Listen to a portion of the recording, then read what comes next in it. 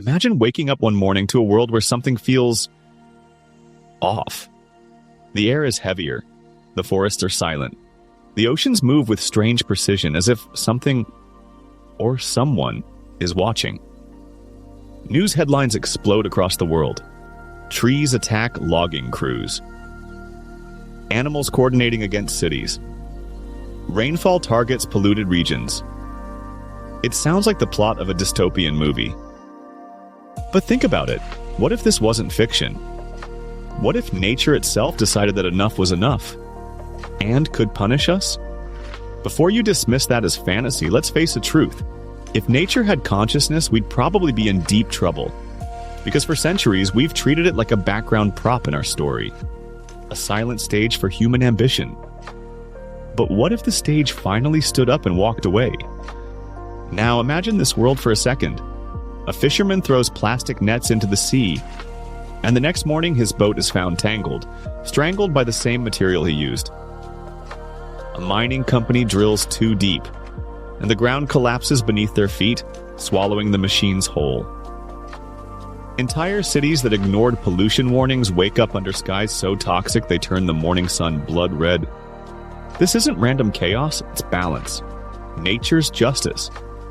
In this reality, every ecosystem becomes an enforcer. Forests evolve chemical defenses that release sleep toxins when attacked. Rivers develop microorganisms that dissolve industrial waste. And any human who dares to dump more. Even the atmosphere learns, redirecting storms toward regions that consume the most fossil fuels. It sounds terrifying, but also weirdly fair, doesn't it? Because deep down, we know that every act of harm leaves an echo. Every tree we cut, every drop of oil we burn, every species we erase, it all adds up. And even without consciousness, nature already responds. Just slowly. Glaciers melt. Fires spread. Diseases emerge. It's not personal, but it's real. So, what if that reaction wasn't slow anymore? What if the feedback loop between our actions and nature's response became instant? Imagine how our behavior would change. You litter once, and the next day, your home is invaded by the same trash you left behind. You waste food, and the crops around your town begin to rot. You dump oil, and your drinking water turns black. Suddenly, morality becomes measurable. Every action has a consequence you can't escape. There's no away to throw things.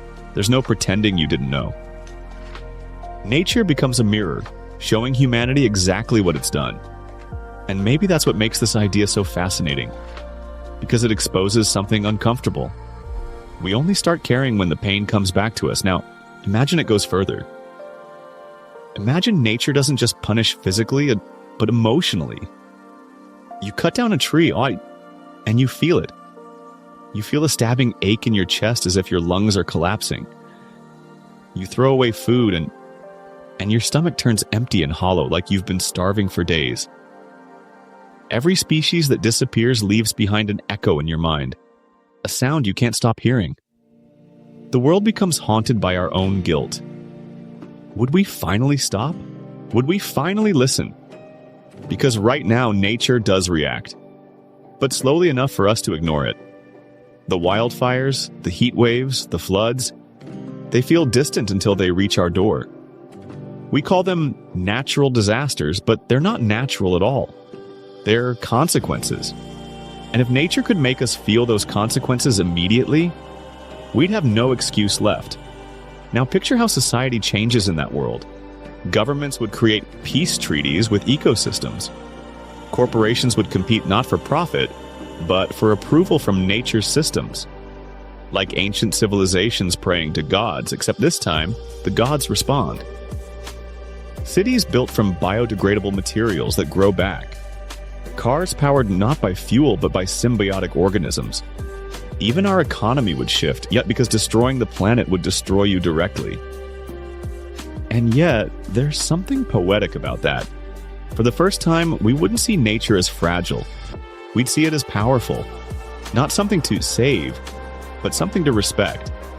But maybe the scariest part of this thought experiment is that it doesn't have to be fiction. Nature already is punishing us, just on a timeline we don't want to admit.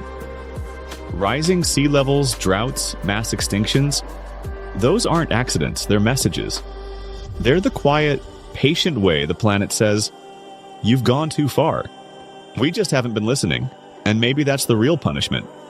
Not that nature will destroy us suddenly, but that it'll simply stop helping us survive. Crops fail, air becomes toxic, weather becomes chaos, and we'll realize that nature never needed to fight back. It only needed to stop protecting us. So here's the question we have to ask ourselves. Why wait for nature to punish us when we can still change? Because if we keep pretending the earth is endless, then one day it'll prove to us that it's not. Maybe nature doesn't need vengeance. Maybe the real justice is letting us live long enough to see the world we've built and regret it. But maybe there's hope too. Imagine if we flipped the story. If instead of punishment, nature rewarded us. For every tree planted, air becomes cleaner. For every ocean restored, storms grow calmer. What if the planet responded not with rage, but with healing? When we finally acted with respect? That's not fantasy either. We've seen ecosystems recover, species return, air clear in just a few years when we give nature space. It doesn't hold grudges, it just waits. So maybe the question isn't, what if nature could punish us? Maybe it's, what if we gave it a reason not to?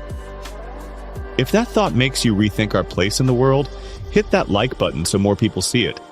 And if you want to explore more ideas that blend science, philosophy, and the future of our planet, subscribe.